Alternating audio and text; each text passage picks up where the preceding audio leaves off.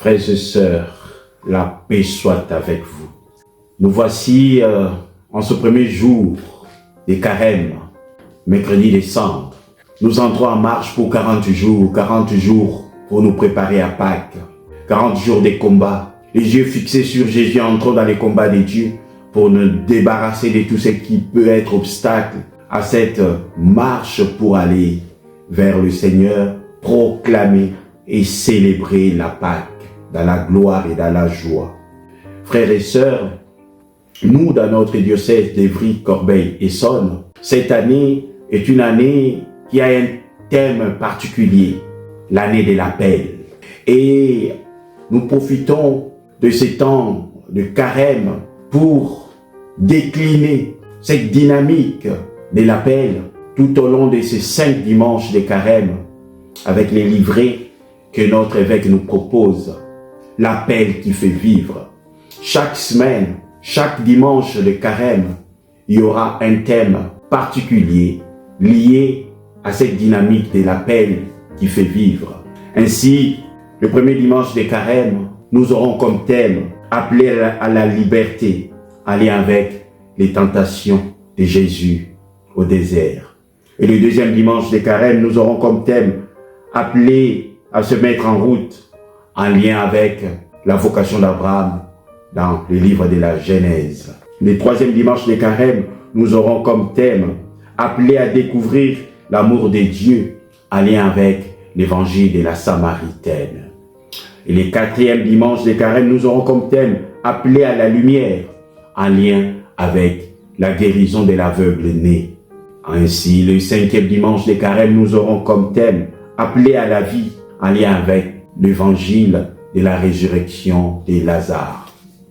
Voilà cette dynamique qui va nous porter tout au long de ces temps de carême que nous allons poursuivre tout au long de cette année pastorale autour de l'appel. Dieu qui nous appelle, Dieu qui continue à appeler, et chacun est appelé à faire écho de cet appel de Dieu ou à ouvrir son cœur pour y répondre. Nous y reviendrons au moment opportun. Revenons à cette célébration de ces jours, mercredi des cendres. Frères et sœurs, 40 jours de marche, 40 jours de prière, 40 jours de dynamisme. Vivre pour plaire à Dieu et non cette hypocrisie pour attirer les applaudissements des uns et des autres comme nous avons écouté dans l'évangile de ces jours. Dieu veut que nous puissions briser cette recherche effrénée, toujours dans la recherche de l'estime forcée des autres, mais prier, jeûner et aider sans spectacle. C'est-à-dire rendre notre cœur disponible à la grâce de Dieu pour marcher, pour rencontrer, pour être charitable, pour se convertir. C'est-à-dire se recentrer vers l'essentiel, vers la profondeur. Et les cendres que nous avons reçues en ce jour, sur les fronts, ont pour destination notre cœur. Comme nous dit Joël dans la première lecture, déchirez vos cœurs et non pas vos vêtements, et revenez au Seigneur votre Dieu, car il est tendre et miséricordieux, lent à la colère et plein d'amour, renonçant au châtiment. Oui, que notre cœur puisse s'ouvrir à la transformation, à la vérité, à l'humilité, à ce cœur à cœur avec Dieu. C'est pourquoi Saint Paul, dans la deuxième lecture, nous le dit, nous vous le demandons au nom du Christ, laissez-vous réconcilier avec Dieu. Le voici maintenant le moment favorable. Voici maintenant le jour du salut. Oui, ce moment favorable qui est ce temps fort que l'Église nous propose du carême, pour que nous puissions, frères et sœurs, marcher en nous transformant, marcher en nous bonifiant. Et l'Évangile nous invite à 3 choses, les 3 piliers de ces carèmes. On ajoutera un 4e, la pénitence. Le Christ dit simplement, mais avec détermination.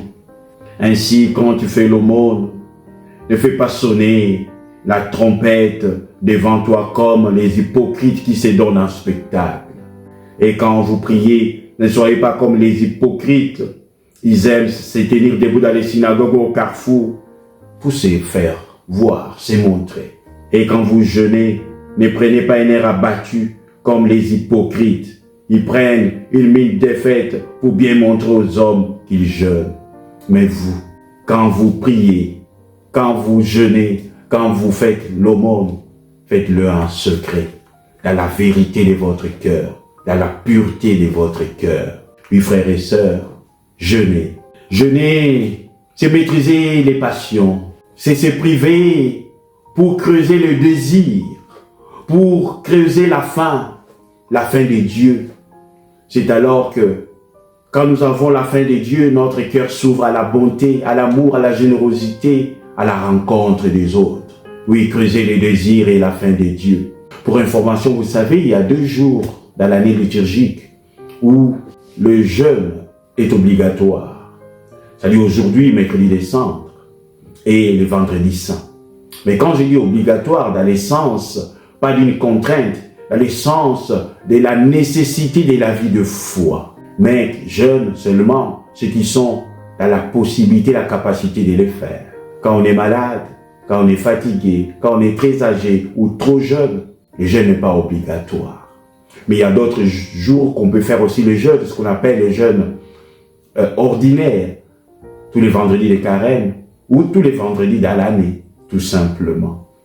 Mais quand on est dans le sens profond du jeûne, le jeûne n'est plus une contrainte, mais ça devient une démarche d'amour, comme j'ai dit tout à l'heure, pour creuser les désirs, creuser la faim de Dieu. Et c'est ce qui donne sens à la rencontre et aussi à la vie de foi, la prière. Et il sort que même aussi de notre vie de foi. Prier régulièrement. Il s'agit de prendre le temps avec Dieu, d'acheter cœur à cœur avec lui, mais lui donner aussi du temps. 1 minute, 2 minutes, 3 minutes, peu importe. Mais l'essentiel, que notre âme soit nourrie avec cette profondeur. Une prière simple, mais profonde. Voilà ce que nous pouvons faire aussi pendant ce temps de carême, frères et sœurs. Dans cette dynamique aussi, l'aumône. Quand tu fais l'aumône, évite que ta main gauche sache ce que a fait ta main droite. C'est-à-dire ne pas crier sur tous les toits. Mais la vraie charité, c'est fait dans la discrétion et dans la pureté du cœur. Et la charité, c'est pas seulement donner quelque chose, mais on peut aussi se donner soi-même, un peu de soi-même aux autres, un peu de notre temps aux autres. Et si notre cœur, si notre corps sont à la fois tournés vers cette dynamique de préparation pour aller vers Pâques, nous sommes appelés à ouvrir ce cœur à la grâce divine pour renouer ce qui est lésé. C'est cela la pénitence, c'est laisser façonner, non pas par des actes pour se faire souffrir, mais au contraire, l'ouverture à la grâce de Dieu pour poursuivre les chemins de la grâce avec le Seigneur. Frères et sœurs, je vous souhaite à vous tous bon et saint temps de carême, que notre marche soit une marche d'espérance, de foi, de détermination, de transformation, de conversion, car nous sommes appelés à la vie. C'est ce que nous allons vivre à Pâques et après Pâques, poursuivre les chemins avec le Seigneur qui nous appelle à chacun de faire écho ou de donner réponse à cet appel du Seigneur ou à être un instrument à travers lequel l'appel du Seigneur peut passer pour les autres. Et que le Seigneur nous bénisse tous et bonne marche de carême vers Pâques. Au nom du Père et du Fils et du Saint-Esprit. Amen.